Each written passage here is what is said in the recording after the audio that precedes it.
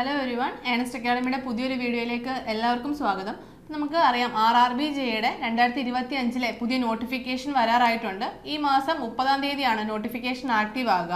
അപ്പം RRBJയുടെ നോട്ടിഫിക്കേഷൻ വരുന്ന ടൈമിൽ അതിലുണ്ടാവുന്ന ഒരു പോസ്റ്റാണ് CMA എന്ന് പറയുന്നത്, അതായത് കെമിക്കൽ ആൻഡ് മെറ്റലർജിക്കൽ അസിസ്റ്റന്റ് എന്ന് പറയുന്ന ഒരു പോസ്റ്റ് RRBJയുടെ നോട്ടിഫിക്കേഷൻ വരുന്ന ടൈമിൽ അങ്ങനെ ഒരു പോസ്റ്റ് ഉണ്ടാവാറുണ്ട്. ലാസ്റ്റ് ടൈം 2024 നോട്ടിഫിക്കേഷൻ വന്ന ടൈമിലും അങ്ങനെ ഒരു പോസ്റ്റ് ഉണ്ടായിരുന്നു. അപ്പം നമുക്ക് ഈ ഒരു പോസ്റ്റിനെ കുറിച്ചാണ് നമ്മൾ ഈ വീഡിയോയിൽ കൂടുതലായിട്ട് ഡിസ്കസ് ചെയ്യുന്നത്.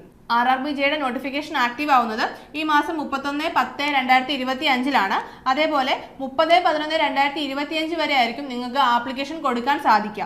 അപ്പം junior engineer, depot material superintendent, chemical and metallurgical assistant ഇങ്ങനെ പോസ്റ്റുകളാണ് വന്നിരിക്കുന്നത്. അതേപോലെ ലെവൽ 6 പോസ്റ്റാണ് വരുന്നത്.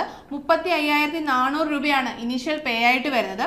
മെഡിക്കൽ സ്റ്റാൻഡേർഡ് എന്ന് പറയുന്നത് ഓരോ പോസ്റ്റും വ്യത്യസ്തമായിരിക്കും. അത് നോട്ടിഫിക്കേഷൻ വരുന്ന ടൈമിൽ ഡീറ്റെയിൽ ആയിട്ട് കൊടുത്തിട്ടുണ്ടാവും.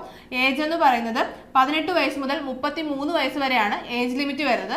ലാസ്റ്റ് ഇയർ നോട്ടിഫിക്കേഷൻ വന്ന ടൈമിൽ 36 വയസ്സ് വരെ ആയിരുന്നു. അത് കോവിഡിന്റെ കേസിലുണ്ടാവുന്ന കൺസിഡറേഷൻ ആയിരുന്നു. ഇത്തവണ അത് 18 വയസ്സ് മുതൽ 33 വയസ്സ് വരെ തന്നെയാണ്. പിന്നീട് കാറ്റഗറി അനുസരിച്ച് ഏജ് റിലാക്സേഷൻ ഉണ്ടാവും. OBC, SC, ST അങ്ങനെ കാറ്റഗറി അനുസരിച്ച് ഏജ് റിലാക്സേഷൻ ഉണ്ടാവും. അത് നോട്ടിഫിക്കേഷൻ വരുന്ന ടൈമിൽ അതിൽ കൃത്യമായിട്ടുണ്ടാവും.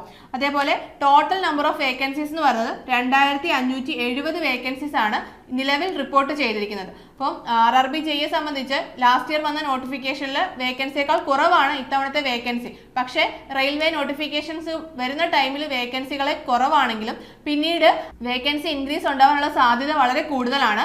നമ്മൾ ഓൾറെഡി അതിനെപ്പറ്റി ഒരു വീഡിയോ ചെയ്തിരുന്നു. അപ്പം നിലവിൽ 2570 വേക്കൻസി ഉള്ളൂ എങ്കിലും നമുക്ക് വരും ദിവസങ്ങൾ അല്ലെങ്കിൽ പിന്നീട് എക്സാം അടുക്കുന്നതിന് മുമ്പ് തന്നെ ചിലപ്പോൾ വേക്കൻസി ഇൻക്രീസ് ഉണ്ടാവാം.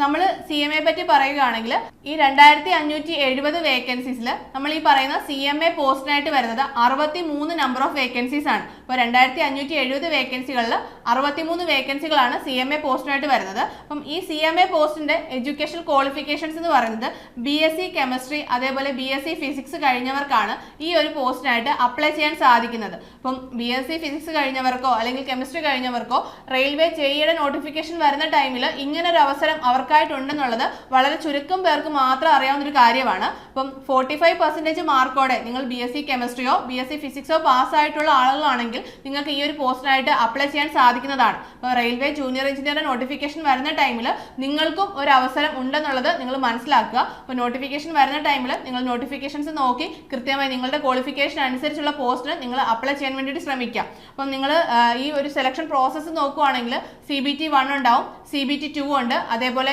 ഡോക്യുമെന്റ് വെരിഫിക്കേഷൻ, പിന്നീട് മെഡിക്കൽ എക്സാമിനേഷൻ. ഇങ്ങനെയാണ് ഇതിന്റെ സെലക്ഷൻ പ്രൊസീജിയേഴ്സ് വരുന്നത്.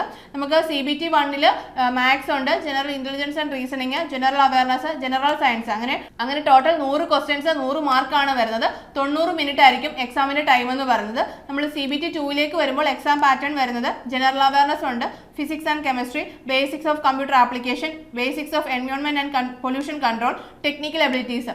അങ്ങനെ 150 ക്വസ്റ്റ്യൻസ് 150 മാർക്കായിരിക്കും. ടോട്ടൽ ടൈം വരുന്നത് 120 മിനിറ്റ്സ് ആണ്. അപ്പോൾ നിങ്ങൾക്കറിയാം JEയുടെ നോട്ടിഫിക്കേഷൻ വിളിക്കുന്നത് electrical, electronics, mechanical, computer science അങ്ങനെ ഡിഫറെൻ്റ് ആയിട്ടുള്ള ബ്രാഞ്ചുകളിലേക്കാണ്. ഇപ്പോൾ നമ്മൾ ടെക്നിക്കൽ എബിലിറ്റീസ് നോക്കുമ്പോൾ അവരുടെ സ്ട്രീം അനുസരിച്ചുള്ള ക്വസ്റ്റ്യൻസ് ആയിരിക്കും വരിക. അപ്പോൾ നിങ്ങൾക്ക് CMA ആവുമ്പോൾ CMA ആയിട്ട് റിലേറ്റ് ചെയ്തിട്ടുള്ള ക്വസ്റ്റ്യൻസ് ആയിരിക്കും ആ ഒരു പോർഷനിൽ നിങ്ങൾക്കായിട്ട് വരിക.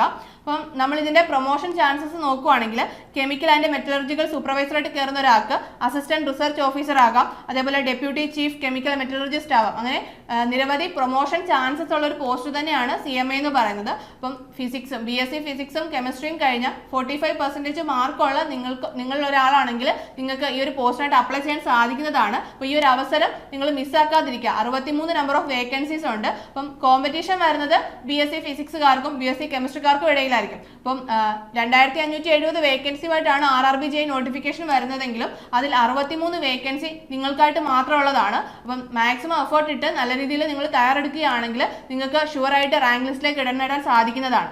അപ്പോൾ നമ്മുടെ ഏണസ്റ്റ് അക്കാഡമിയിൽ RRBJയുടെ civil, electrical, electronics, computer science, mechanical തുടങ്ങിയ എല്ലാ സ്ട്രീമുകളിലേക്കും അതേപോലെ CMAയുടെയും കോഴ്സസ് നമ്മൾ ഓൾറെഡി സ്റ്റാർട്ട് ചെയ്തിട്ടുണ്ട്.